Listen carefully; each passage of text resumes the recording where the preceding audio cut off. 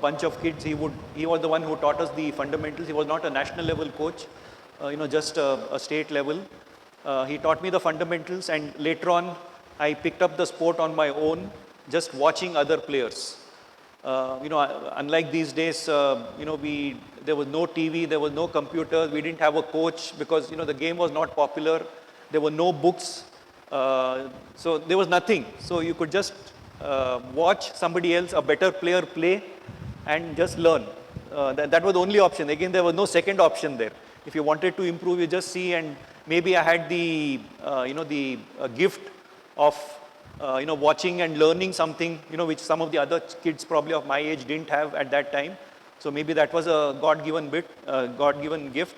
But post that, I've just developed, by trial and error, by making a lot of mistakes, by learning on the field, by watching other players, by whatever way. So it's taken me a long time to establish myself as a player, from a 7-year-old until I retired at the age of 33.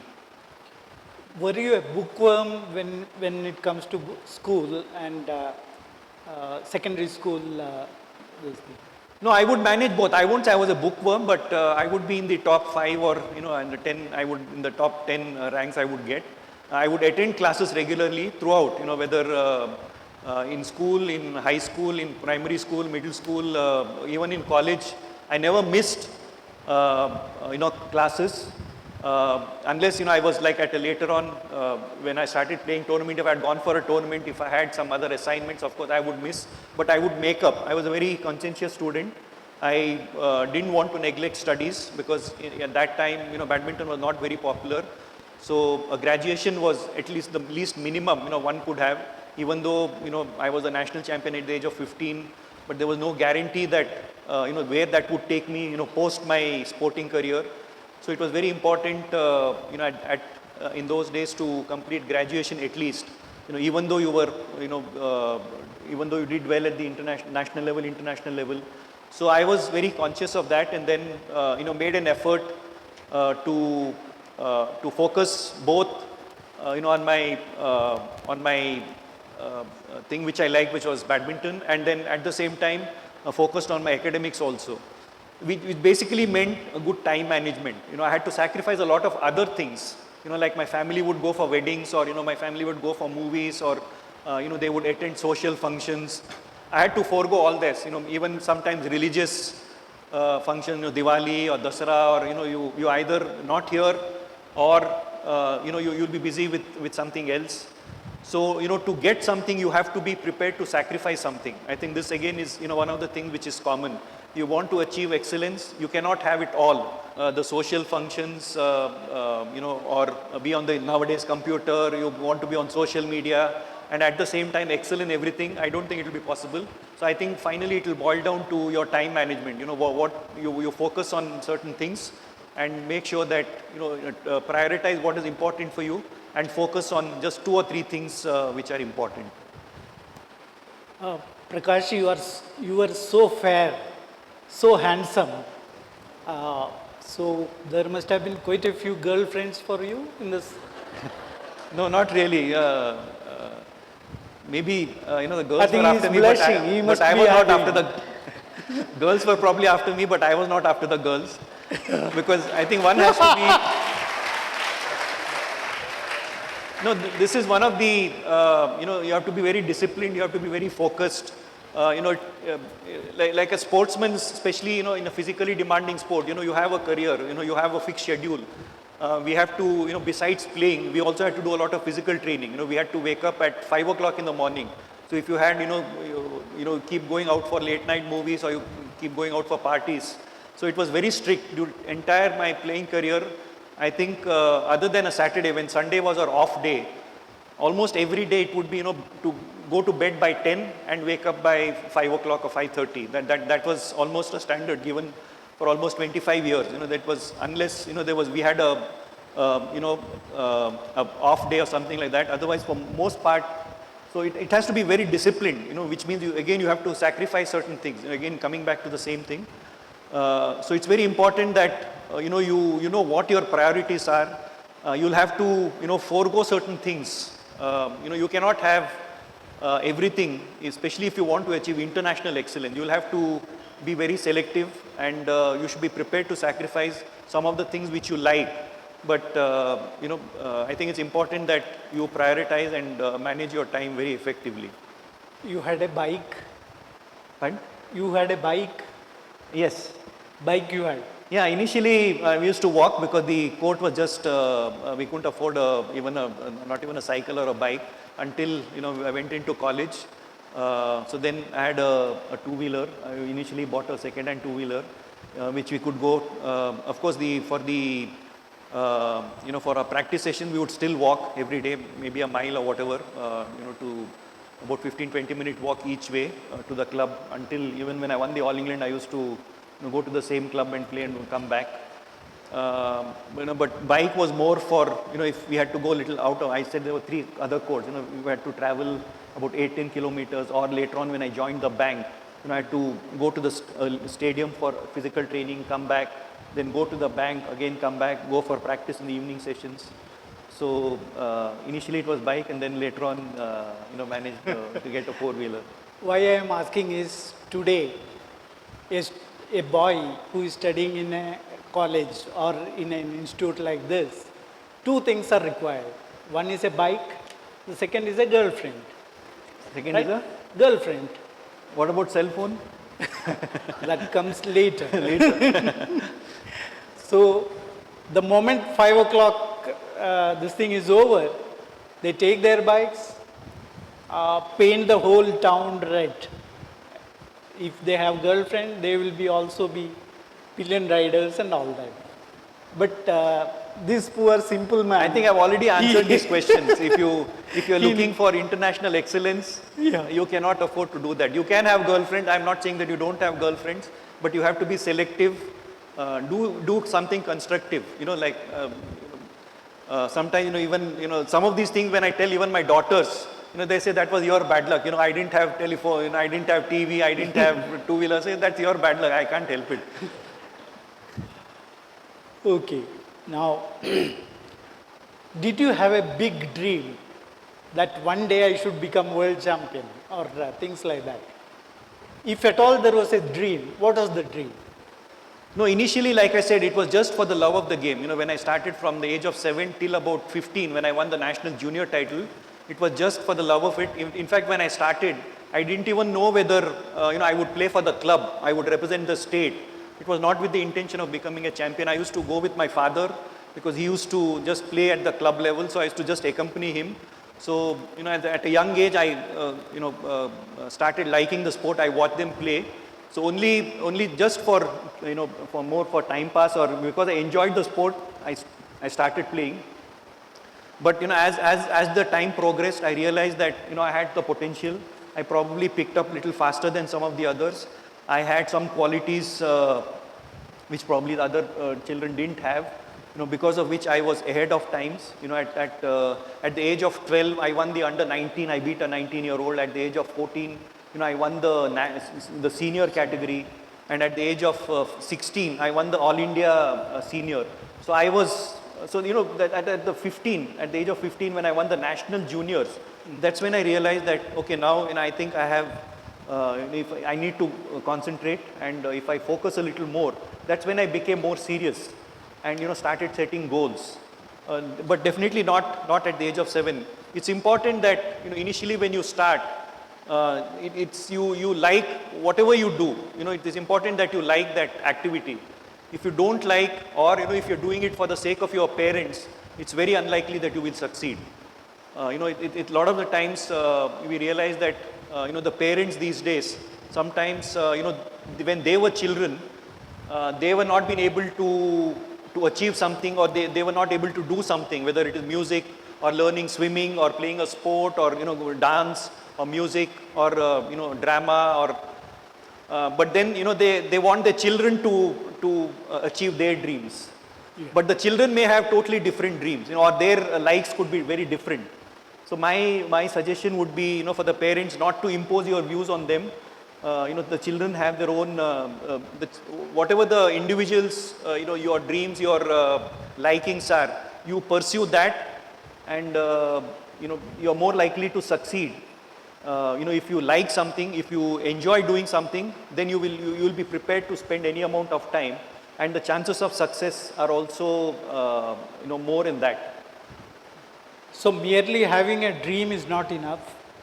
No, You will have you to- definitely need to have a dream, but to have a dream, you need to like something, and then to achieve, you need, post that, definitely one must have a dream, but at the right time. When you're still coming up, to have, big dreams, may not be the right thing. You should, enjoy doing, you come up to a certain level, you gain proficiency in some level in any activity, and then you can start aiming big. At that time you need to have short-term goals and long-term goals, and work towards that. Then there are various steps, to achieve short-term goals. What do you do? To achieve long-term goals, what do you do? Then have periodic reviews, and every 6 months or a year, you review and see whether you're on track. If you're not on track, analyze and find out what is going wrong. So it's very important to have dreams, but at the right time. Parents want their children to progress in the studies. So anything which distracts them from the studies is not encouraged, particularly sports and all that. Now, the whole focus appears to be on studies. What was the case with your parents? Already indicated that my parents were very supportive, but for their support, I don't think I would have, reached this level. When I finished my 10th standard, in those days, like I said, badminton was not popular. There was no money in the sport, and they didn't know, where I would reach. Despite all the uncertainties, they let me make the choice. They asked me after the 10th standard, I could have easily got into a medical school or engineering school on sports quota. I would have probably got into the best engineering or medical college. But I wanted to pursue sports because I had already achieved excellence at a certain level. And I wanted to try, something different. Even though I was a good student, science was not definitely one of my favorite subjects. So I don't know what would have happened if, my parents had forced me to take up engineering and medicine. Probably I would have had to give up badminton, and, it could have been a totally different story. But, they gave me the option. In fact, they gave us, me and my brother, a classic example. He was more academically inclined. We were playing doubles together. We were the national champions. He opted to do engineering because he was academically inclined, and science was his first love. So he said, I want to do engineering. So he did his BE, then he went to Indian Institute of Science, then got a scholarship, went to the US, and he has settled down there. But I pursued, I took up commerce, I continued badminton, but my parents allowed me to, to pursue that, and they said, it's your lookout, you do what you want. If you like something, you pursue that. We were not, but then, the future, you have to take care of yourself. You take the risk. If you want to take a risk, you take a risk. And so I think, that way they were very supportive, but for their support, I don't think I would have reached, where I reached. But these days, I think things are very different. My advice to the parents would be, there are a lot of opportunities nowadays. It's not just, engineering and medicine, in any field. If you achieve excellence, it is possible to achieve excellence at the highest level. It can be the most, non-conventional activity. And, one can still make a good living, whether it is art, culture, sport, drama, literature, writing, any field, the law, conventional and non-conventional. But the only difference is, there are two things. One is liking something and being passionate about something. There is a big difference between liking and being passionate. To succeed at the highest level, you have to be passionate about something. Like I was really passionate about badminton. If you just like something, it's different. You will achieve excellence, but not at the highest level. But if you are really passionate, which means you are prepared to do anything, you are prepared to, go with sleepless nights, if you have to work, wake up in the morning, work late hours, or whatever you want to do, you'll do it on your own without the parents having to wake you up. So I think parents need to look out for those, if the parent, if the children really like something or they're really passionate. If they are really passionate about something, my advice would be, for the parents to let them try it out. There's no guarantee that they'll succeed, but you'll have the advantage of the child having tried that. And these days, I think the children are smart enough. If they realize that, at maybe 1 or 2 years or 3 years they try, and if they feel that they're not successful, they're not going in the right direction, or they're not able to reach the peak, or whatever they aim for, they will not pursue on their own, they will give up. But at least at the same time, they'll have the satisfaction of having tried, which was not the case many generations ago. I think from my own experience, my suggestion for the parents would be that if they're really passionate about something, let them try it out. It doesn't matter even if it is non-conventional. If they want to make a career out of it, right now it may not be very popular, but 5 years or 10 years down the line, we may not see, but the children, they are smart enough. It can become very popular, and they can be pioneers in that. Like it happened in my case. Badminton became popular after I won the All England. That was like the turning point. But before that, so because my parents gave me the opportunity, to pursue badminton, I was able to do that, without any worries. And I was able to, focus fully and then achieve whatever I did. But these days things are different, and but I think it's important to realize whether somebody just likes something or being passionate, and that can make the difference. Now, after the college, you took up a job. Then the management balancing would have been still difficult, no? There are targets to reach. Daily you have to be in the office for so many hours and all that. At the same time, you can't leave this practicing and all which is required. How was the balancing perfectly done? Well, luckily, I was given I was not given a major responsibility. Generally, sports people, even now, they are either in, public relations or in administrative jobs, not given the responsibility of a branch where there are targets to be achieved, especially when you are actively playing. Later on, of course, you can take up more responsibilities. But I was always, I would go to the branch, I would try to learn, see what is happening, because I was always conscious of, what would happen after my sporting career. So, sportsman's that life that way is very different compared to a normal student, because, you know what you are aiming for. But in a sports, like, 10 years or 15 years, you are, spending a lot of your time in a non-conventional, or, you're not in the mainstream. So it's important that people who are in sports or planning to pursue sports plan for their future as well, especially what will you do post your retirement, because any sport you can play up to 30, 35, okay, in some sports maybe up to 40. So what do you do after that? What do you do for a living? So one needs to plan. So I was always, aware, and I was trying to learn.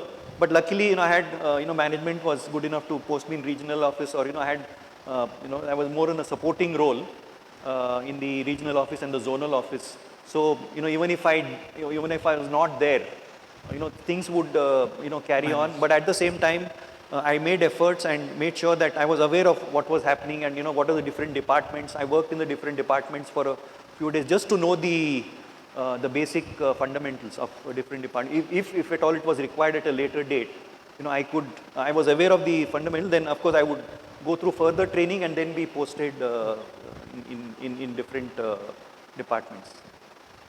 It was Union Bank, right? Okay. Maybe your first training abroad was in Indonesia, right? I'm not sure how you fared and how uncomfortable it was to go to a country which is totally different from what ethos we have. Would you be able to say something? Basically, I won my first senior national at the age of 16. Then for 7 years, I did well, in India. I was unbeaten. I was, national champion for 7 years in a row. But I did not achieve any international success. It was not due to lack of effort from my side. It was, I didn't know what else to do. The facilities were very limited, and opportunities were limited. Knowledge was limited. Information was limited. So, then the bank asked me, why are you not doing well at the international level? So I said, I don't know myself, because I'm doing whatever I know. There's no lack of effort from my side. If I'm not doing well, it is not due to anything which is in my control.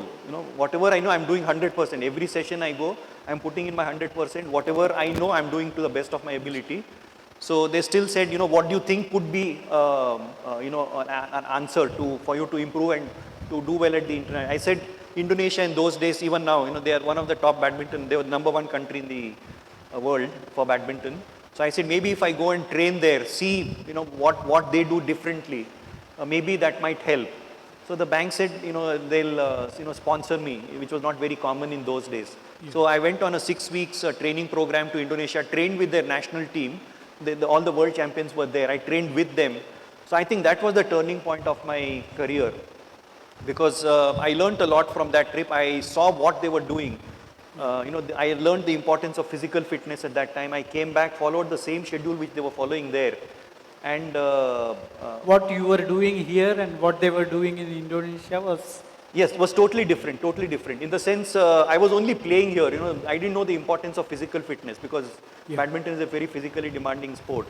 So I realized that I had to give a lot more time for physical training also. So, so I followed the same schedule when I came back, and that made a big difference. So, so I think it's important, to, when you get the right breaks, to make use of those opportunities and learn from any experience, any opportunity you get. Not just go there and, come back and try to implement whatever was good. The other, the other thing which I did, I evolved as a player was, I had a certain style of play. When I went to Indonesia, I did not completely change my game. I did not start playing like them. What I realized was, since I was more of a trial and error kind of a player, I kept the foundation as the same. I did not change my style, but I added whatever good points were there in different styles. I took their inputs and added in my game.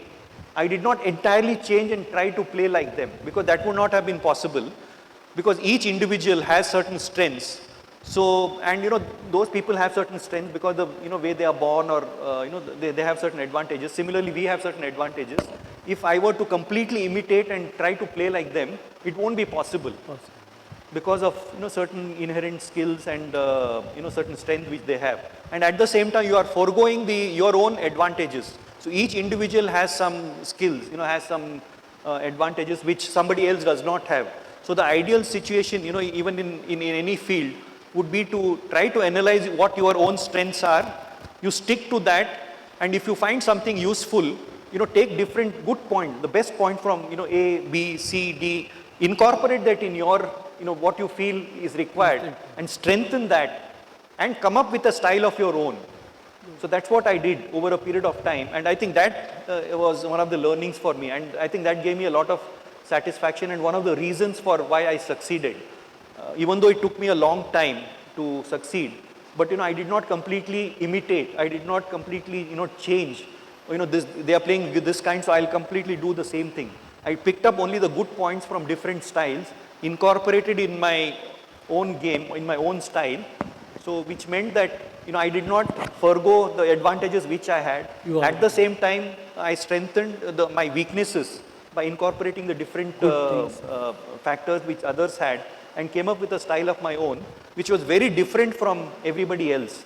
So I think that was one of the one of the major factors in my success stories.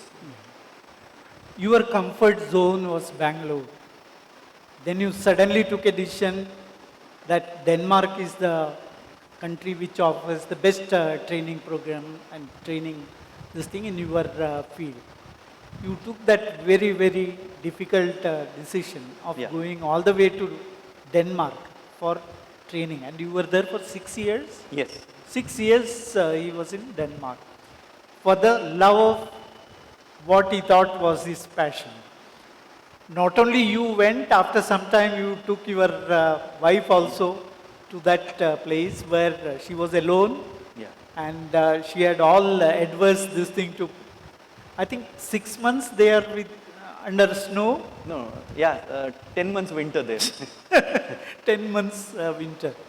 Now, what were the dilemmas you had when you took that decision?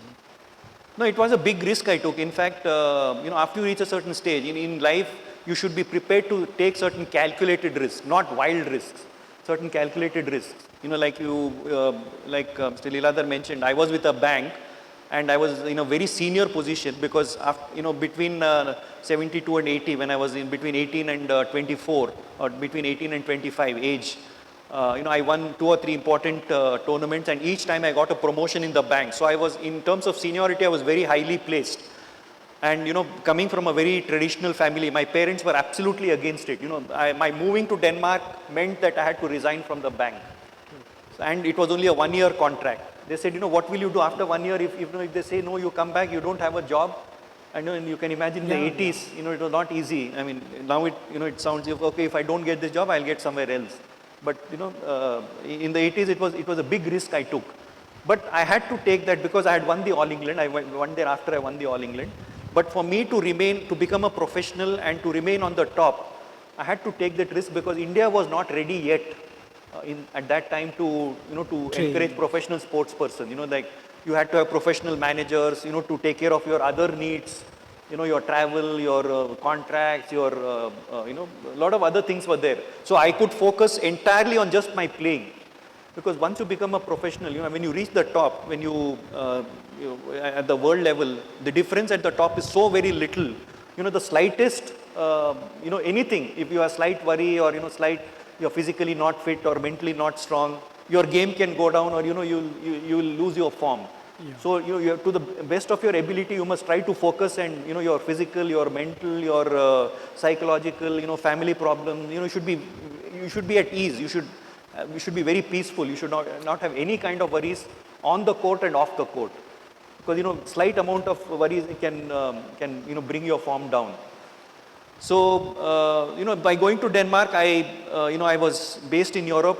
I had a professional manager to look after this thing. I fully focused on what I was supposed to do, which was, you know, I had a full-time professional manager. Again, which was not common in those days. It's very common now to have it's developed. You know, people in India also have developed event managers and, you know, managers to manage your, but in those days, you know, it was not there. So, you know, for me to remain on the top and to play at the highest level consistently for a period of time, I had to take that big risk. And every year, you know, my contract, you know, I was confident that, you know, sometimes it was a kind of a pressure which forced you to play well. Yeah. Because, you know, my entire contract or my entire future depended on how I performed during that 1 year. If you played well, then your contract will be renewed. If you don't play well, the moment you say they're not renewing the contract, you have to come back. How will you survive otherwise? So, you know, that sometimes forces you to perform, you know, under adverse conditions. When you are forced to do, you will do well. Sometimes it is good, you know, you learn to handle different kind of situations. So I kept extending my contract, you know, by every year. So finally stayed there for 6 years, and after that I came back. So that was a calculated risk which I took, and which I'm very happy about, and I have no regrets because I was able to stay on the top for a long time. I learned a lot during my stint in Denmark. You know, I stayed, even though I was not number 1 for, you know, I was maybe for 1 year or so, but I remained in the top 5 in the world for, you know, for almost 6 years, and learned a lot otherwise also, you know, a lot of the good things, you know, off the court. So both I think parents were there when you decided? Pardon? Both parents were there when you took a decision to go to Denmark? Yes. They were. They would have helped you in arriving at a decision? Pardon? They would have helped you in arriving at a decision? No, they were not in favor of sending me. They were against. So I had to decide on my own. You know, they were absolutely unhappy. You know, because they thought it was a risk which I took.